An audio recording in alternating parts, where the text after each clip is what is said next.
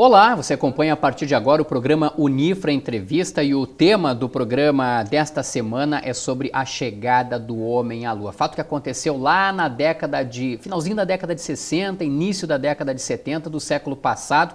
E para falar sobre esse assunto, nós convidamos para participar do Unifra Entrevista de hoje o professor Valdemar Valente, que é coordenador do curso de Geografia do Centro Universitário Franciscano. Professor Valdemar, muito obrigado por ter aceito o nosso convite, por estar presente aqui no estúdio para falar desse tema que eu acredito que é de supra importância, não só para a humanidade, mas também para a ciência geográfica, vamos colocar assim, né, professor? Nós que agradecemos pela oportunidade, com certeza é algo muito significativo. Professor, vamos antes de a gente exatamente ir ao ponto da chegada do homem à Lua propriamente dito, contextualizar um pouquinho o que o mundo, a humanidade vivia no finalzinho da década de 60, não dá para esquecer da questão da Guerra Fria. Estados Unidos e a então União Soviética, né, com todos os países, dois regimes diferentes, dois regimes antagônicos, né, um querendo se sobressair mais que o outro e demonstrando por meio de atividades e por meio de atividades, sejam elas econômicas e também por ações bélicas, mostrando todo o poderio. E aí, professor, eu lembro que toda essa questão da chegada do homem à Lua envolve 3 norte-americanos, envolve os Estados Unidos, mas quem primeiro foi para o espaço foram os soviéticos, foram os russos com Yuri Gagarin. Perfeito. Ao final da Segunda Guerra, inicia a chamada Guerra Fria, né, em que tanto a ex-União Soviética, hoje a gente pode dizer assim, quanto os Estados Unidos lutavam, buscavam, tinham como principal objetivo tornar-se hegemônicos economicamente, militarmente e politicamente influenciando. E aí muitas ações esses dois países faziam justamente para buscar essa autonomia. E o principal aspecto dessa Guerra Fria era a corrente armamentista e a questão espacial. Então, em 57, a ex-União Soviética lança um satélite denominado Sputnik, em que um cão foi lançado ao espaço. A cadela Laika, né? Isso, perfeito. Em 61, lança um outro foguete em que o Yuri Gagarin é o primeiro homem... Que é esse que a gente está passando agora, as imagens aí, é o primeiro homem professor, a circular, a caminhar, entre aspas, no espaço, né? Porque depois, em 1962, os Estados Unidos dão uma resposta bem significativa, porque eles colocam no espaço a primeira aeronave, né? Sim. Tripulada, e depois em 69 é que realmente o homem pisa na Lua. Portanto, nesse aspecto, os Estados Unidos saem na frente. Sim, em relação a pisar a Lua, mas a chegada no espaço, o pioneirismo é russo, né? É russo, digamos assim, russo, soviético, nem dá para dizer russo, soviético, né? Perfeito. Professor, pois então, nessa questão da chegada do homem à Lua, foi um fato que mexeu mesmo com a humanidade. E claro, houve preparação, né? A gente até tem imagens dessa preparação, né? Dos astronautas se preparando ali, fazendo testes e tudo mais, com roupas especiais, né? E vale lembrar que eles saíram aqui da Terra, né, lá dos Estados Unidos, no dia 16 de julho de 1969. E levaram 4 dias para chegar, para de fato pisar na Lua, né? Primeiro chegaram na órbita lunar, depois propriamente para pousar. Uma viagem tanto, né, professor? 4 Uma dias. viagem tanto porque são aproximadamente 400 mil quilômetros a distância da Terra à Lua. Olha só. Então, isso não é tão fácil. Só para a gente ter uma ideia, é como se nós fôssemos de Santa Maria a Porto Alegre mais de 1000 vezes, né? Com certeza. Mais de 1000 vezes. Milhares de vezes, né? Então tem toda uma preparação inicial, física, psicológica, testando material, tudo isso para que chegasse o momento do lançamento. Sim, roupas especiais, né, comida, né? Alimentação especial. E quando a gente fala que mexeu muito com a humanidade, muita gente assistiu, né, professor? A gente está vendo nas imagens aí, né? Foi um espetáculo que, pelos registros que se tem, cerca de 1 bilhão de pessoas, né, puderam acompanhar essa saída do homem, né, essa chegada, esse pioneirismo da humanidade aí em chegar até a Lua. A gente tem imagens aí para mostrar, né, dos 3 astronautas, o Neil Armstrong, o Edwin Buzz Aldrin e também o Michael Collins. Perfeito. Né, três norte-americanos que chegaram à Lua lá, então, para falar. O senhor falava para mim que acompanhou isso, né? Acompanhei. E acompanhou de casa, como é que pela televisão também? Não, nós não tínhamos televisão. Naquela época eu era um menino com 17 anos. Sim. E morava no campo. Mas eu e meu pai adentramos a madrugada ouvindo pela Rádio Guaíba a narração do momento que o homem pisou na Lua. Isso aí Sim. Nós ficamos em torno de 2h30, um pouco mais, na frente do rádio, né? E foi um fenômeno fantástico, uma grande conquista em razão de que a televisão também estava praticamente iniciando. Tinha pouco tempo de vida. Exato. A televisão. Tanto que as imagens que a gente tem são imagens em preto e branco. Perfeito. Né? Então, eram poucas pessoas que tinham televisão.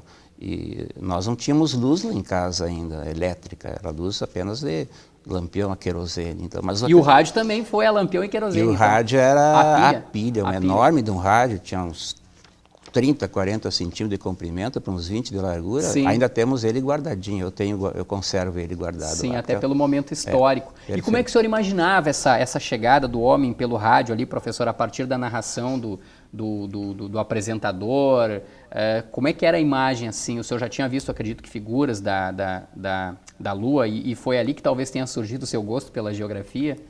Eu não vou dizer que sim nem que não, né? Mas é difícil até descrever aquela imagem que a gente tinha. A gente que imaginava, enquanto a pessoa estava narrando, a gente ficava imaginando, sem ter uma noção exata do que realmente estava acontecendo. Sim. Mas é muito interessante. A sensação de ouvir aquilo foi fantástica. Uhum.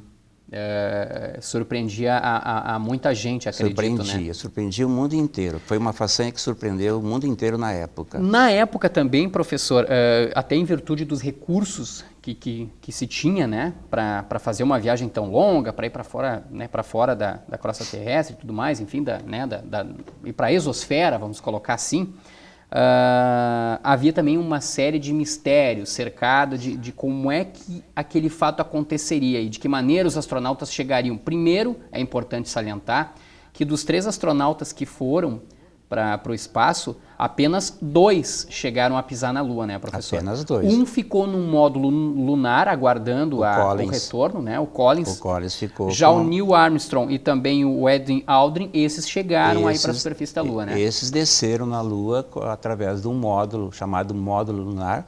Era um pequeno aparelho, né, acoplado à nave, com motor próprio, com os pés, e que eles conseguiram realmente descer. A gente está vendo imagens, inclusive, disso, a comunicação deles com a base da NASA, Sim, né? Sim, a gente ouvia a voz dele pelo rádio. Pelo rádio também? Pelo rádio ouvia a voz, porque o rádio que transmitia, Sim. Eles também estavam em contato com o Cabo Canaveral, que é a base de lançamento dos Estados Unidos. Aí o momento da chegada deles à Lua, e o momento em que o Neil Armstrong também se prepara para descer da nave. Ele faz um teste, ele leva o pé inicialmente, não fica em dúvida se coloca o pé sobre a Lua e depois aí ele dá um pequeno salto e se coloca sobre a Lua. E aí tem aquela frase famosa, né? Um pequeno passo para o homem, um grande passo para a humanidade, né? Ele diz a seguinte frase, ele diz assim: este é realmente um pequeno passo para o homem, mas é um grande salto para a humanidade. Sim. E realmente acredito que sim, né? Um grande salto em termos espaciais, em tecnológicos, que vieram contribuir direto ou indiretamente para muitos outros avanços que ocorreram posteriormente. Sim. Para quem viveu essa época lá, professor, essa chegada do homem à Lua foi mais ou menos como a gente está vivendo agora, a possibilidade do homem ir a Marte? Ou foi muito mais que isso? Eu acredito que foi muito maior. Porque hoje se fala muito em a Lua e a Marte, é isso, é aquilo, mas na época não existiam esses avanços, essas possibilidades. Sim. Então aquilo surpreendeu muito e gerou um impacto enorme na sociedade, na minha avaliação. Tinha gente com medo? Tinha. Muita gente com medo. Por que será, hein? E muita gente não acreditava, e não acreditou, como de fato tem algumas pessoas que ainda não acreditam hoje que o homem tenha pisado sobre essa possibilidade, principalmente pelas imagens que a gente tem, né? E ficam imaginando, mas como é que estava filmando ele? Um detalhe, havia câmera externa à nave colocada ao módulo lunar para que se registrasse exatamente isso. Câmera. Quer dizer, a chegada do homem à Lua não foi só um fato, digamos, científico, ele também foi extremamente explorado pela mídia na época, muito explorado pela mídia e muito explorado também pelos Estados Unidos. Ali significou a supremacia americana diante dos soviéticos na época. Soviéticos na época, porque né? é a corrida armamentista e espacial. Sim. Então, como dissemos anteriormente, os soviéticos foram os primeiros, mas quem efetivamente concretizou o objetivo maior aquele foi os Estados Unidos. Foram os Estados Unidos. Unidos. Professor, nós vamos fazer um intervalo de 1 minuto agora no Unifra Entrevista e na volta nós vamos retomar esse assunto sobre a chegada do homem à Lua, tema do programa de hoje, e para falar justamente um pouco também desse pessoal que não acredita muito na chegada do homem à Lua. Então o Unifra Entrevista faz um intervalo de 1 minuto e na sequência volta aqui pelo canal 15 da NET e também pelo Unifra Online, o nosso canal do YouTube. Já voltamos.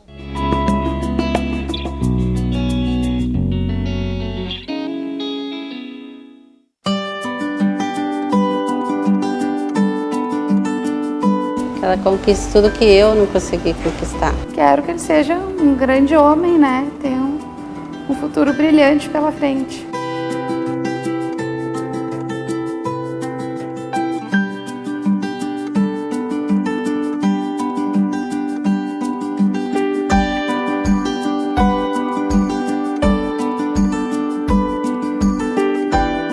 Por meio da educação, milhares de jovens colaboradores e pesquisadores compartilham suas experiências em um ambiente vivo, amparado na liberdade de pensar e criar. A comunidade universitária é um lugar em que o estudante pode desenvolver seu perfil próprio, enriquecendo assim o bem comum. Polo Nacional de Inovação por meio da Nanociência é referência em qualidade de ensino no Rio Grande do Sul. Centro Universitário Franciscano, uma universidade para suas aspirações.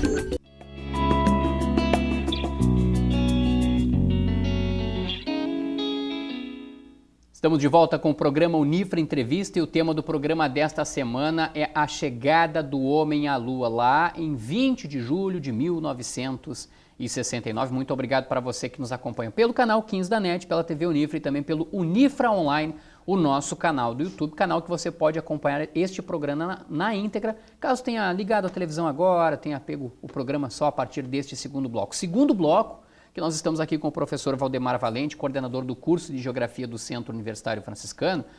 E, professor, nós voltamos a retomar esse assunto. Antes de retomar, a gente já citou o nome dos 3 astronautas que chegaram, né, que foram à Lua, 2 deles pisaram em solo lunar, um não. O senhor recebeu uma foto da Embaixada Brasileira, gostaria que até o senhor mostrasse, isso é um registro histórico, acho que é muito importante a gente até mostrar isso na televisão. O senhor recebeu essa foto da Embaixada Brasileira, é isso? Recebi essa foto. Na época, eu escrevia para a rádio Voz da América, entre várias outras rádios no mundo inteiro. Sim. E após a pisada do homem à Lua, eu solicitei para a Voz da América algum material que pudesse divulgar. E eles me encaminharam, além desta foto, me encaminharam outro pôster, em que tem 36 fotografias, diferentes estágios, desde o lançamento do foguete até o resgate dos astronautas aonde eles desceram na Terra.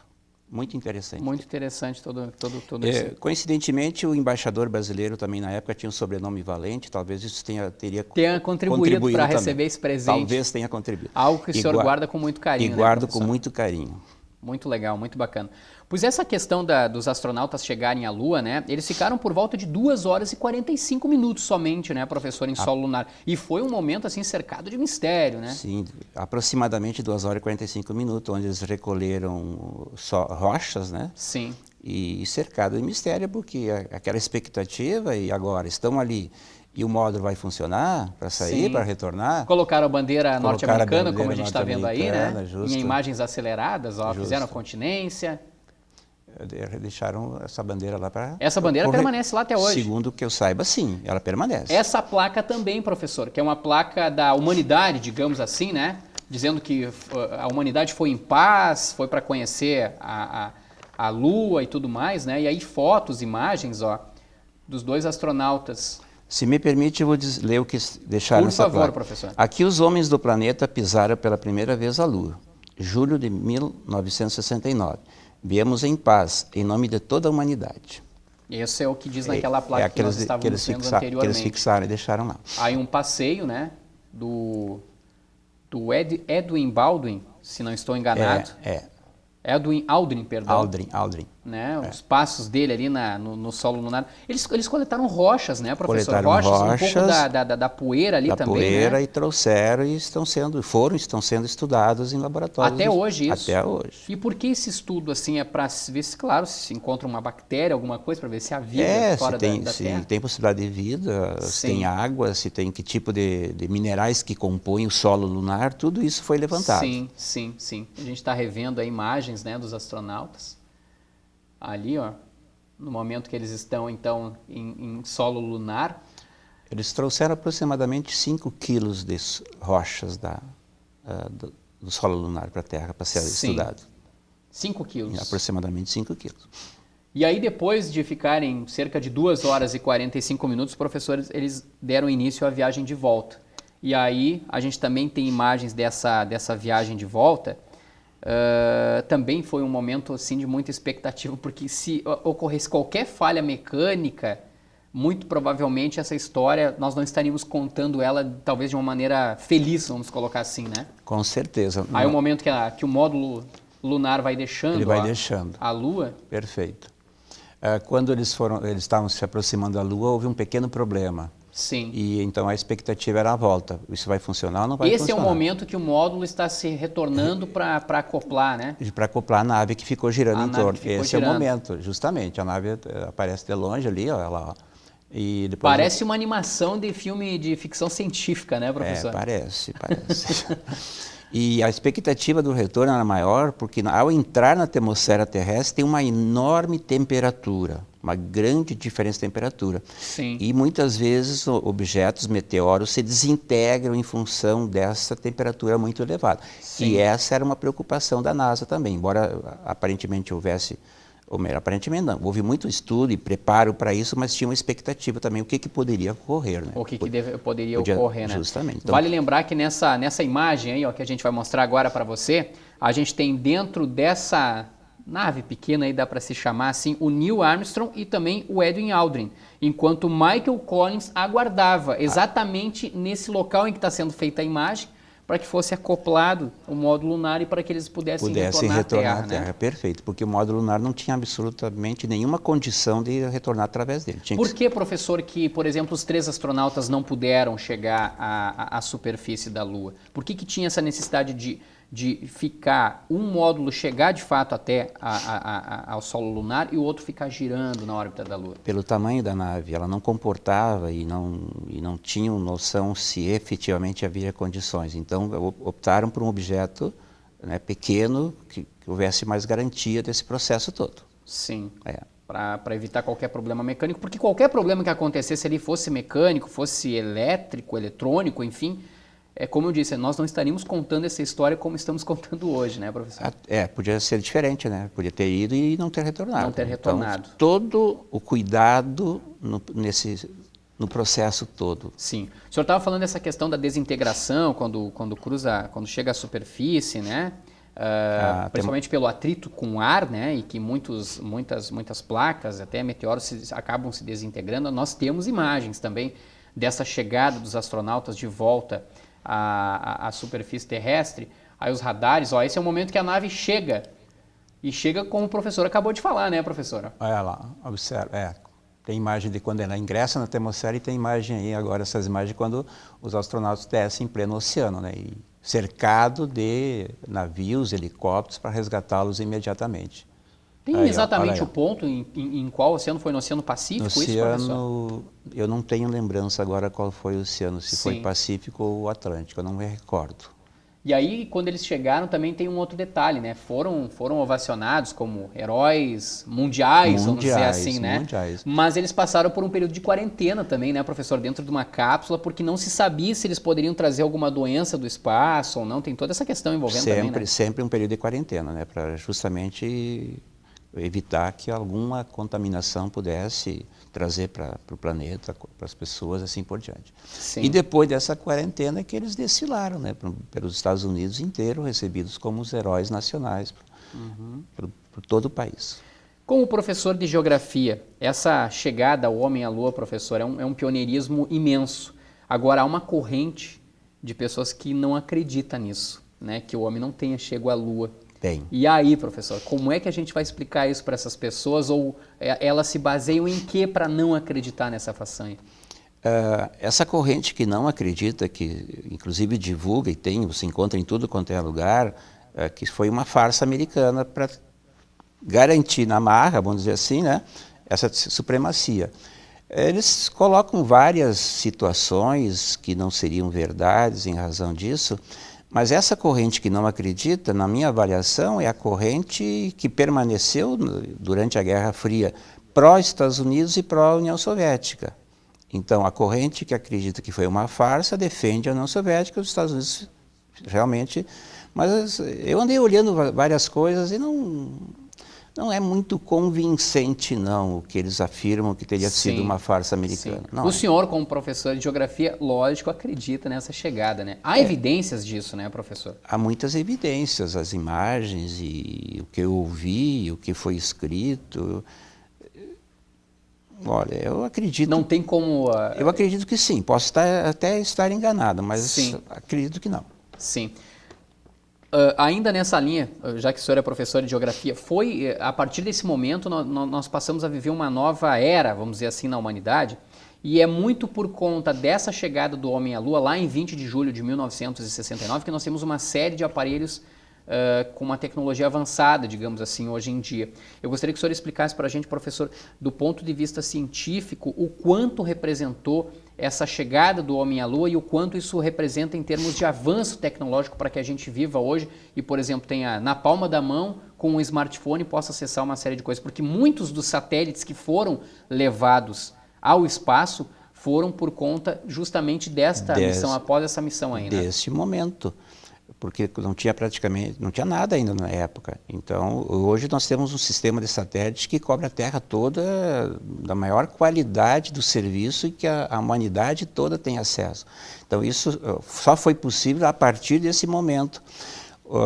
Levantamento de imagem de satélite, os países conhecem tudo que eles possuem hoje, com imagens infravermelho, etc., que descobrem até os recursos minerais que tem no subsolo, também a partir de imagem de satélite, depois desse evento. Então, realmente, a humanidade teve um enorme crescimento tecnológico e que vem dar respaldo ao conhecimento científico posteriormente. Sim.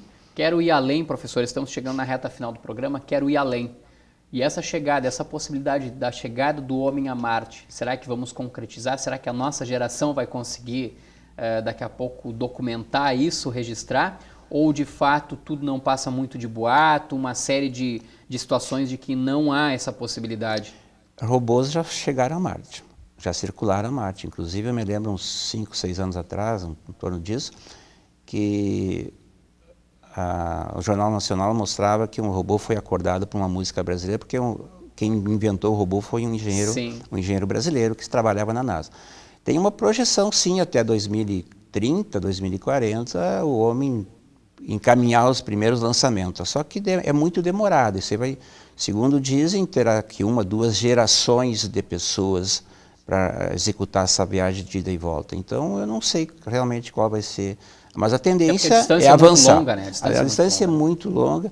Agora, diante dessa perspectiva, me parece que o homem precisa também voltar-se um pouco para a Terra e resolver alguns problemas preeminentes, né, graves que a humanidade enfrenta. Depois, sim, verificar o que... Não adianta querer ir lá para um outro lugar se tem problema em casa. Nós temos que resolver os problemas da nossa casa primeiro, né? A questão ambiental e tantos outros problemas, pobreza, miséria, fome, mas são projetos que pode vir a se concretizar num curto espaço de tempo. Tá certo. Coordenador do curso de Geografia do Centro Universitário Franciscano, professor Valdemar Valente, muito obrigado pela sua participação aqui no programa Unifra Entrevista, que teve como tema nesta edição a chegada do homem à Lua. Muito obrigado mesmo, professor. Nós que agradecemos pela oportunidade. Tá legal. Até uma próxima. Até a próxima oportunidade. O programa Unifra Entrevista volta na próxima semana. Lembrando que você pode acompanhar este programa na íntegra no nosso canal do YouTube, o Unifra Online. Um grande abraço a todos e, claro, até a próxima semana.